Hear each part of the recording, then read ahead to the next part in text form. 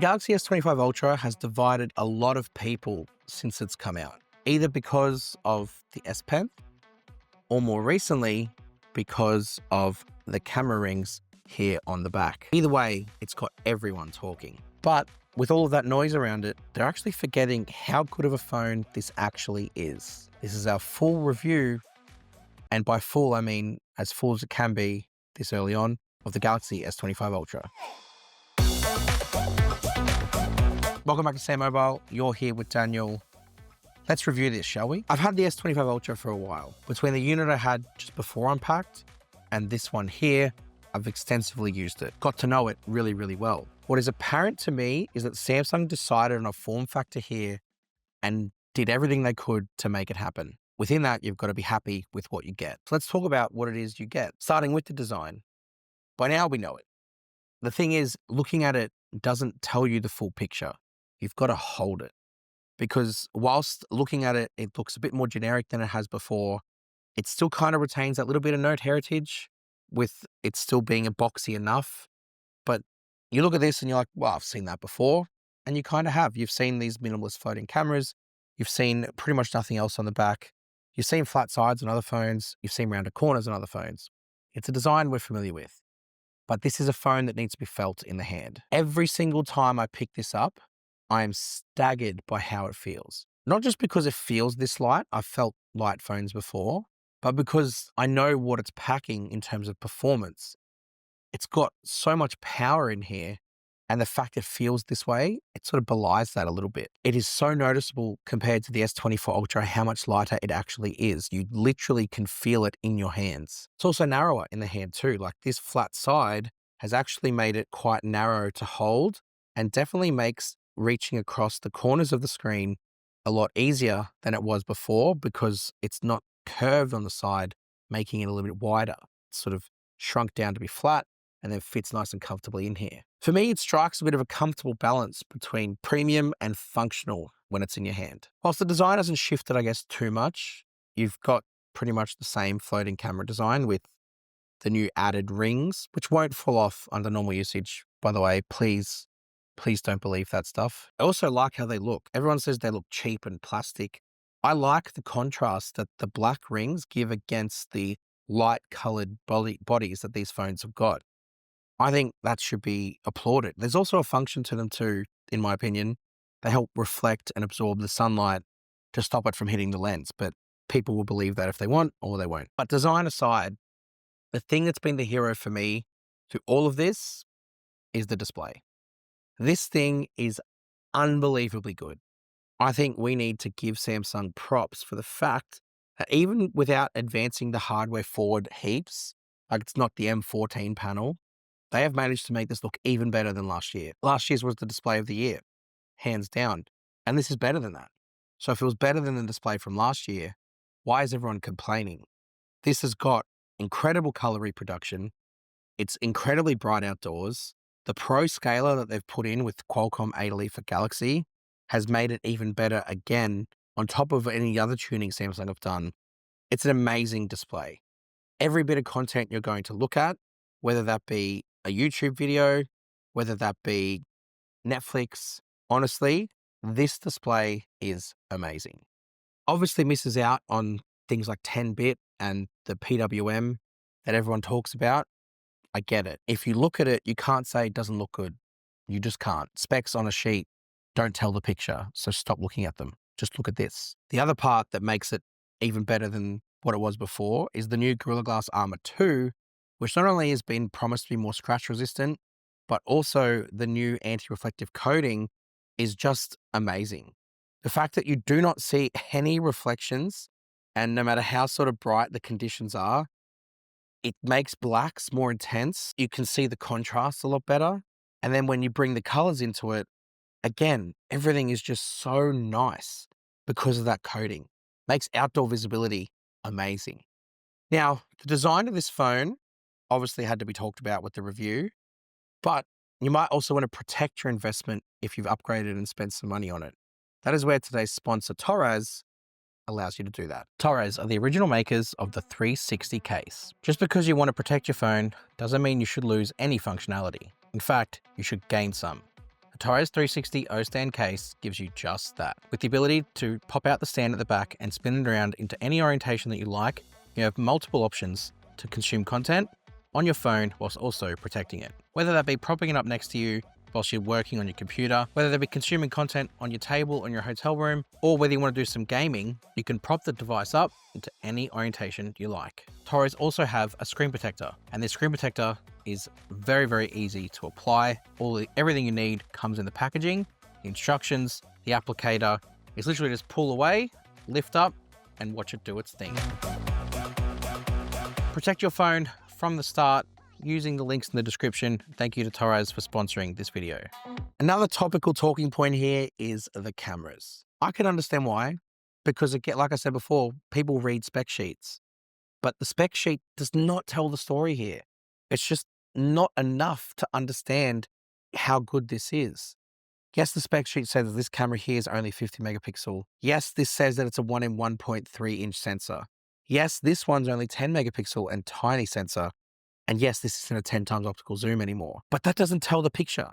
That doesn't show you what this is capable of. For me, especially when you isolate them on their own and stop comparing them all the time, they are consistent. Samsung and Qualcomm with the A-Leaf for Galaxy has optimized the processing across all the cameras, and you get a really consistent output with drastically less noise. It's just something I've noticed. All the colors across the lenses are very much similar, and then the noise reduction is also quite really good. My English is not very good today. But I mean, photos aside, the video stuff for me has been the biggest win. Not only that they've brought in a better HDR and then also extended that in Camera Assistant, but also the log. The log video recording is sensational.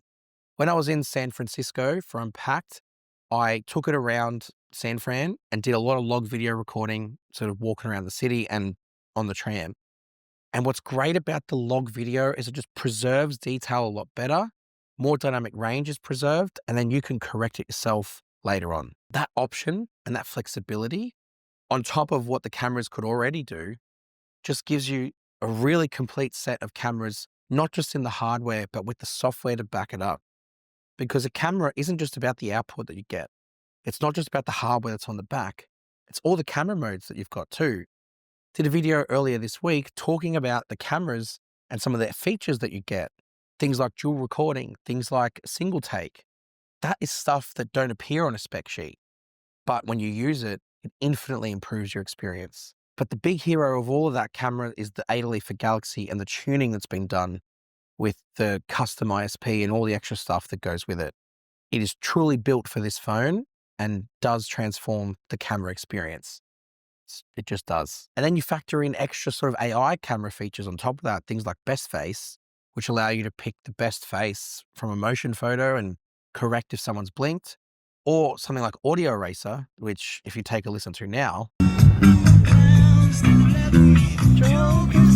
Go on, put your money in.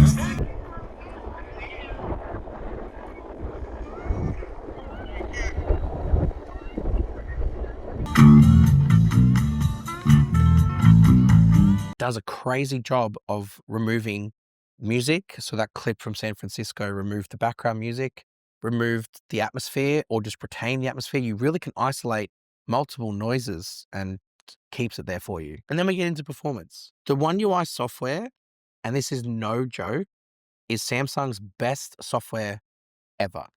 And in my opinion, it's obviously going to sound biased, it's probably the best software on a smartphone right now. It's fluid, which we've been asking for Samsung for a while. Not that it hasn't been fluid before, but this is a level of fluidity we've never seen. But it's also well optimized with customization options too. It's not just about the fluidity, it's the fact that we've got more tuned customization. And then you add in the good lock modules like a home up, and you've just got extra customization again. We did a full video on home up last week, so you can go in and check out what this stuff can do, like the DIY home screen or the gesture settings, which allow you to control and tune the gestures. Look how fast that is. But that's not even part of it. It's just the software as a whole with things like the morning brief or the now brief or the now bar. I have used the now bar more than I ever imagined I would, because of the fact that it sits there at the bottom of your always on display and there's got so many different options. It's actually really useful. I'm coaching my son's football team this year, and requirement of that is to time a lot of drills and time halves of games. And having the now bar present with the timer present all the time on always on display, that's a feature I didn't imagine I'd need, but my goodness, it's so nice to have.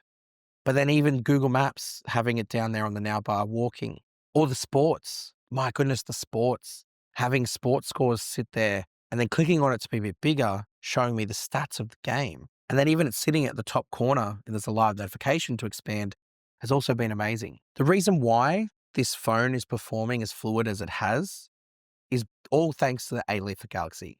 This chip has allowed Samsung to build One UI 7 to be so fluid and purposely designed for this phone. It, of course, is coming back to other phones, but when you use it on here, you truly appreciate what Samsung have done. One UI aside, the hardware of this thing has got a lot of people complaining. It doesn't have a 6,000 milliamp hour battery, silicon carbon. It doesn't have 65 watt plus charging. For me, both of those things are inconsequential because the 5,000 milliamp hour battery has lasted me a long time. I'm putting some battery stats up here on the screen now. Every time I check my battery throughout the day, I'm quite staggered at the levels that I get. I first tried it with always on display, always on, and it was good. Like for me, almost 7 hours of screen on time with my watch and my ring constantly connected is a lot. But I've been able to get more when I turn it off or turn it to tap to show because the standby time is phenomenal. And 45 watt charging is enough. Heaps of battery tests have said in a little under an hour, you can go from 0 to 100%. And to get plus 70%, it's 30 minutes from flat to 70%. What more do we really need? I can understand that sometimes you come home from work and you're on 5% and you might want to quickly plug it in and in half an hour after your shower, it's done. I get it. But surely you've got an extra half an hour to get to full, or 70% will get you through whatever nighttime activities you've got planned. That's not an excuse though. I think Samsung is capable of using faster charging. They've shown that with their Galaxy Book line, for example. I don't think it's a reason not to get this phone. I'm not buying a phone because of the charger. I'm buying a phone because of how the phone works as a phone. And that A-Leaf for Galaxy has transformed that whole experience for me. Those people that are calling this phone a downgrade are just reading the spec sheet. They're reading the fact that it doesn't have a silicon carbon battery. They're reading the fact that it's not a 65 watt plus fast charging with 80 watt wireless charging. They're reading the no Bluetooth S Pen, which I get it. I believe it should be there.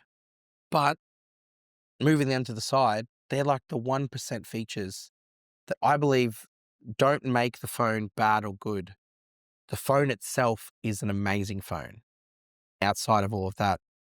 And you need to know that. I am seeing a lot of backtracking from some people who have said that this phone is not very good and have used it and now saying it's good, because that's what I mean.